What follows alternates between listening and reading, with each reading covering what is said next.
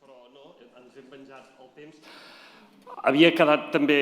el tema de si obríem més qüestions o no.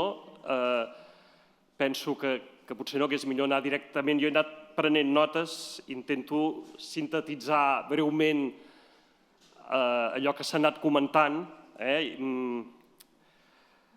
De fet, sí que ja d'entrada sembla que hi havia unanimitat en que els recursos realment terminològics els tenim, vull dir que es va fer una feina en general, doncs ha semblat adequada, evidentment amb necessitat de detectar sovint tota aquesta nova terminologia que es va creant d'una manera més eficient, però que el problema és d'extensió d'ús. Això s'ha dit ja des d'un bon començament i llavors aquí és on han sorgit diverses possibilitats, sobretot per afavorir aquesta implementació. Aleshores, seguint ràpidament, punt per punt, hem començat amb la ponència d'en Genís Roca, que ell tenia una visió optimista del català en el món tecnològic. Pensava que el fet que siguem un context cultural compacte fins i tot ens podia donar una certa situació millor que llengües com el castellà o el francès, que ell ha dit minoritzades, vull dir que m'ha fet gràcia que ho digués perquè no és habitual, i també que proposava tenir plans estratègics a 10 o 20 anys per anar tractant tota aquesta evolució tecnològica, perquè tot i que ens diuen que va de pressa, tampoc no n'hi va tant. Ell ens ha donat 5 eixos per actuar i, de fet, ens ha donat exemples en què ja s'estan fent coses, tenir sistemes amb mètriques, tenir una infraestructura social, com de fet ja tenim l'aliança, ara que comentàvem, una infraestructura tècnica, aquí també tenim l'AINA com a referència, i també cuidar el tema dels drets i els deures, tant els drets per poder fer un seguiment de la legislació que es va creant, als diferents nivells, i deures també, per ser conscients que cada cop que fem una cerca en castellà això pot influir negativament en les mètriques aquestes posteriors del català. I bàsicament aquestes eren les seves 5 receptes. A les 3 taules, a la taula d'educació també hi ha hagut diverses aportacions. Llavors potser destacar la Marina comentava que el que és important és que siguin els experts els que facin seus els termes, que no vegin tota la terminologia com una cosa pròpia del trencat o pròpia dels lingüistes i que, per tant, havíem de fer fórmules perquè aquesta terminologia arribi als experts,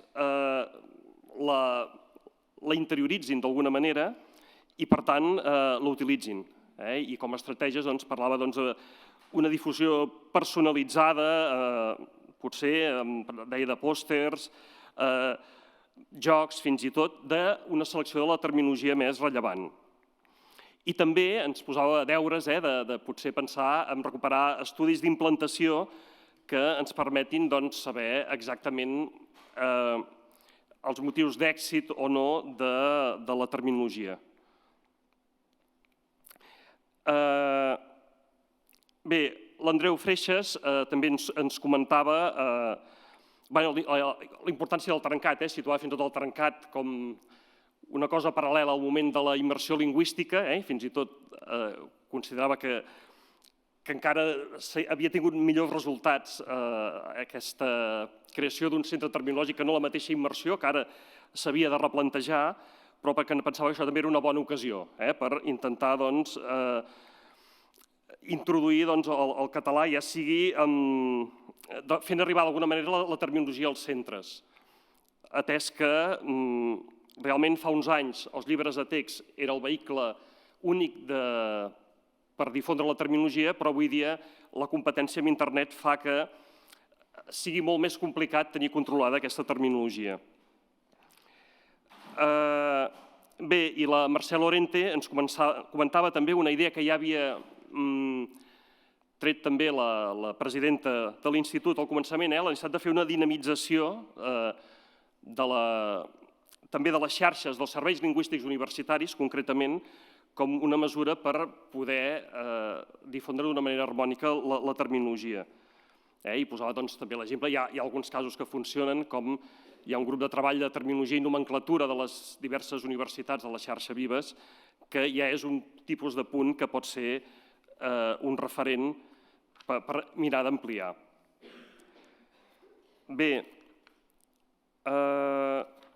aleshores, a la taula de professionals també hi ha hagut diverses propostes. Aquí també, per exemple, en l'àmbit lingüístic, l'Anna Arnall ens comentava que la terminologia també hi és i l'ús baixa molt, i baixa molt més, no tot arreu, no tant en l'àmbit públic, sinó més aviat en el privat. I bé, feia algunes propostes que poden ajudar a afavorir-ne l'ús. Pel que fa als termes en concret, creu que han de ser termes que mantinguin també un registre adequat, ja no només que siguin bones propostes, sinó que tinguin el registre que pugui tenir la forma original, normalment el castellà, i proposava també de mirar de tenir manuals de text en català. Bé, en definitiva, fer actuacions que prestigin el català dins de l'àmbit. Bé, l'Ernest Macià també d'una manera una mica paral·lela ens deia que la salut del català era molt millor en el que serien els mitjans tradicionals i, en canvi, en aquests mitjans més recents, els streamers, allà l'ús del català s'empobreix molt i que, per tant, s'ha de trobar maneres per fer accessible el català als joves. Això portarà també la terminologia amb sistemes de ludificació, arribar dins d'aquestes noves xarxes. Bé, l'Òscar Escudé també, per ell, no hi havia cap problema terminològic, però sí que hi havia el problema que tenim és un problema d'ús. Vull dir que si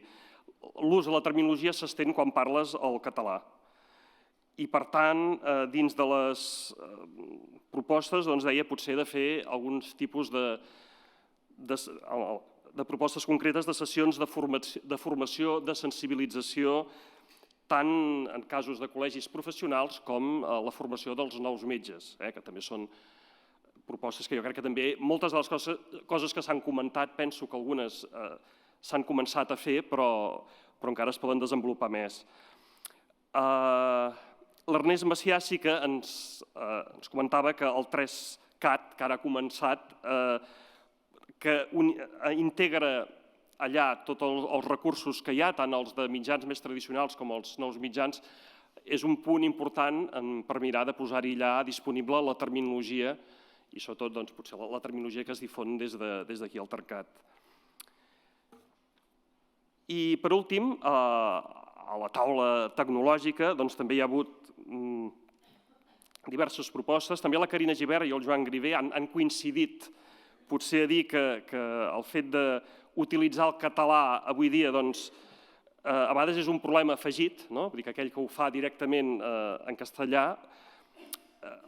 després tu has d'assumir uns costos, potser de traducció o d'adaptació de continguts, que és un esforç afegit i que potser es deia de crear algun tipus, la Carina comentava, algun tipus de servei públic, alguna eina que permeti realment generar una traducció de manera ràpida, més automatitzada i no com ara que s'ha de passar per YouTube amb tot un procés intermedi que ho alenteix molt.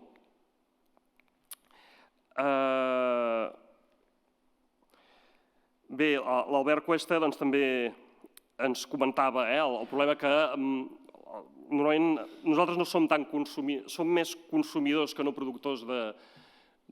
tecnologia, de terminologia. Això vol dir, per tant, que ens entra molta terminologia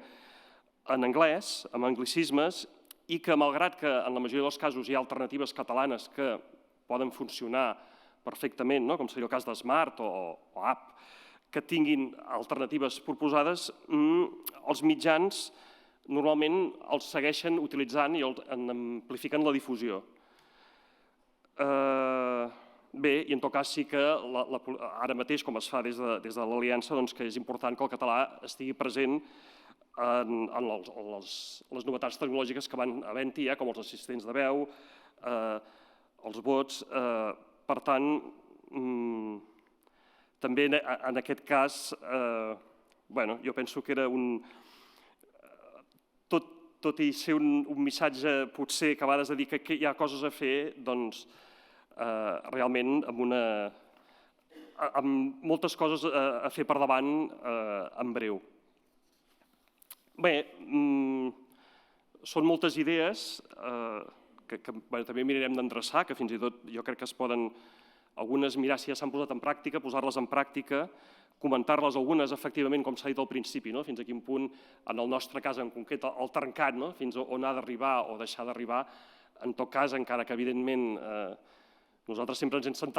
centrat més en la producció, és evident que també aquesta producció no té cap sentit si després no té un ús. Per tant, ens implicarem i en tot cas amb una connexió amb el que seria amb la resta d'institucions que hi treballen, evidentment amb el govern, però també amb plataforma i altres entitats.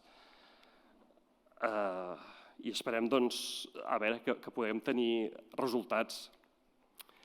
Bé, i res, només abans de donar per clausurada la jornada, també volia tenir un petit record per la meva predecessora en el càrrec com a directora, la Rosa Colomer, més que res que aquests dies precisament ha fet 10 anys que ens va deixar, i pensava que ella, en certa manera, és una mica responsable que estiguem aquí, perquè ella va ser la persona que va tenir la idea d'iniciar aquest format dels espais terminològics l'any 2007, com us he dit, en aquell moment parlant per normalització, i que són unes jornades que hem mantingut fins avui dia, en aquesta 8a edició. Jo crec que mantenint aquell esperit inicial que la Rosa va imaginar, i bé, em semblava pertinent ara tenir aquest record. En tot cas, espero que siguin unes trobades que es mantinguin molts anys més i bé, en tot cas, compteu això, que a partir d'ara, a part de pensar en el que hem dit avui, ja començarem també a rumiar amb la propera edició que hi hagi d'aquí a 2 anys i a la qual esperem tornar a veure-vos aquí. Moltes gràcies.